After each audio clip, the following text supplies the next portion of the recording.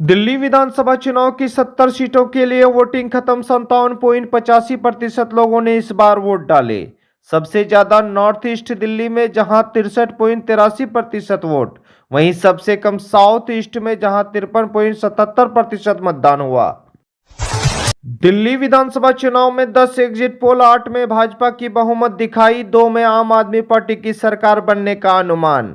वहीं भाजपा को बहुमत मिला तो 27 साल बाद सत्ता में लौटेगी। इससे पहले 1993 में भाजपा की दिल्ली में सरकार थी। उत्तर प्रदेश के अयोध्या की मिल्कीपुर विधानसभा सीट पर उपचुनाव में मतदान हुआ खत्म। शाम 5 बजे तक 65% वोटिंग हुई। वहीं सुबह 7 बजे से मतदान हुआ था शुरू। राजद सुप्रीमो लालू प्रसाद यादव ने लोगों से नेता प्रतिपक्ष तेजस्वी यादव को सीएम बनाने की किया अपील। नालंदा में लालू प्रसाद यादव बोले, न किसी के सामने झुका हूं न झुकना है। तेजस्वी को सीएम बनाना है, सरकार बनी तो बिजली फ्री। इधर नेता प्रतिपक्ष तेजस्वी यादव ने राज्यपाल आरिफ मोहम्मद खान से मिलने पहुंचे राजभवन। दोनों के बीच करीब आधे घंटे हुई बातचीत। राजभवन से निकलने के बाद तेजस्वी ने लॉ एंड ऑर्डर को लेकर बिहार सरकार को घेरा।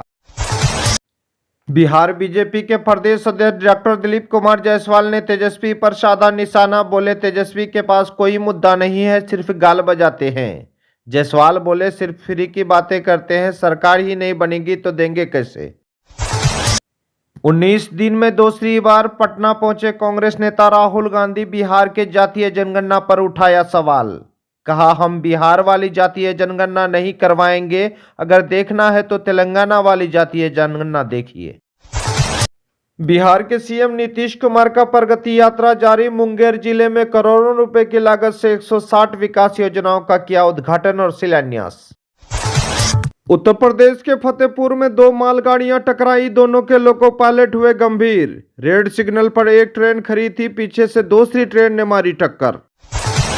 महाराष्ट्र के सरकारी दफ्तरों में मराठी हुआ अनिवार्य, नोटिस और निर्देश इसी भाषा में होंगे। उल्लंघन करने वालों पर होगा एक्शन।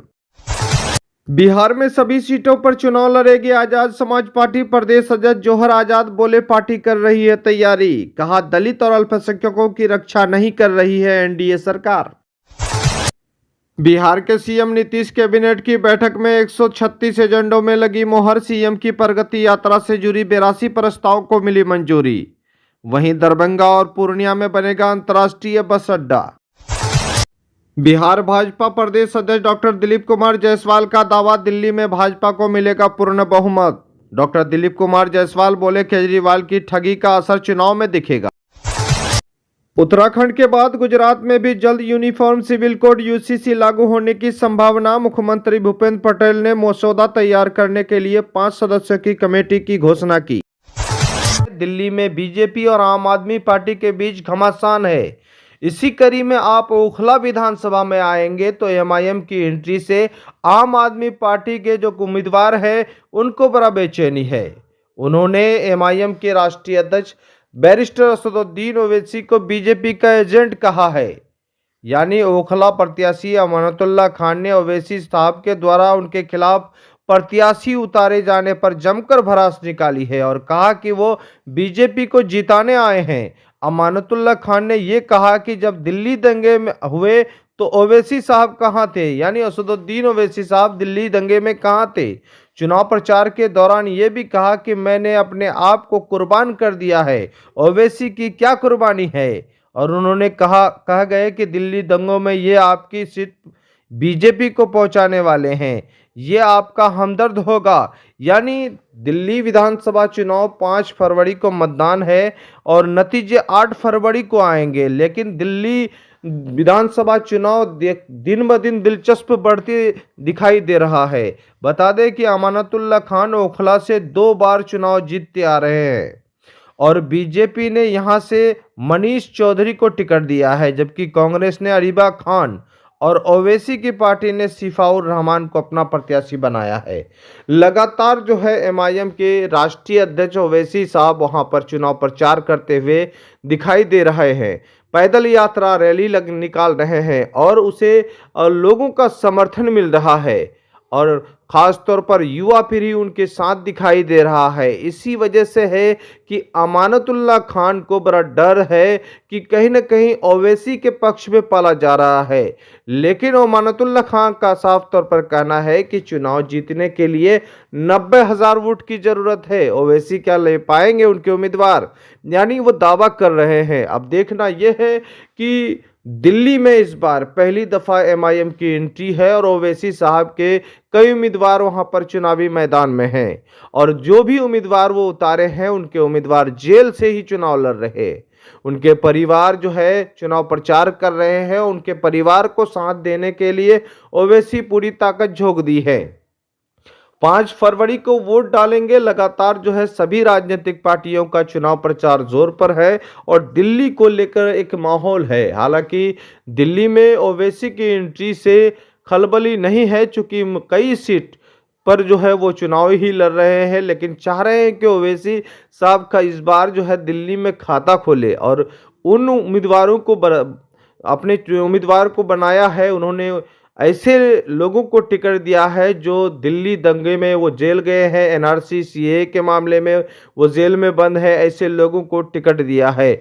अब देखना ये है कि वहाँ के लोग, दिल्ली के लोग किस तरह से ओवैसी साहब की पार्टी को भी सपोर्ट करते हैं और जो जेल में बंद है उनके लिए कितना बड़ा हमदर्दी है।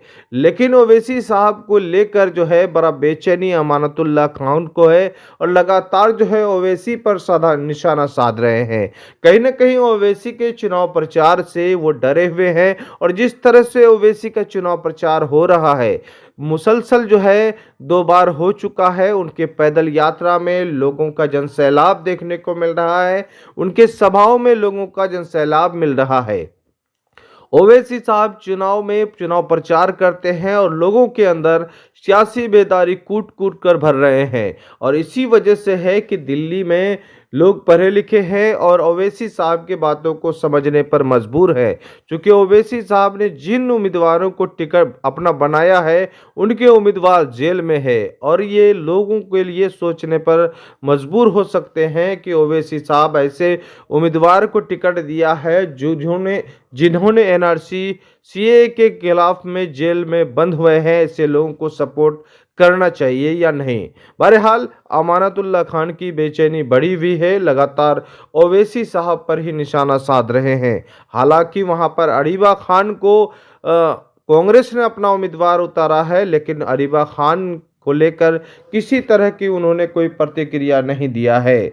लगातार आपको हम दिल्ली अपडेट दिखा रहे हैं और साथ ही साथ दिल्ली विधानसभा से जुड़े हुए अपडेट पाने के लिए हमारे इस चैनल को सब्सक्राइब कीजिए या फेसबुक में देख रहे हैं तो पेज को फॉलो कीजिए ताकि हर अपडेट आपको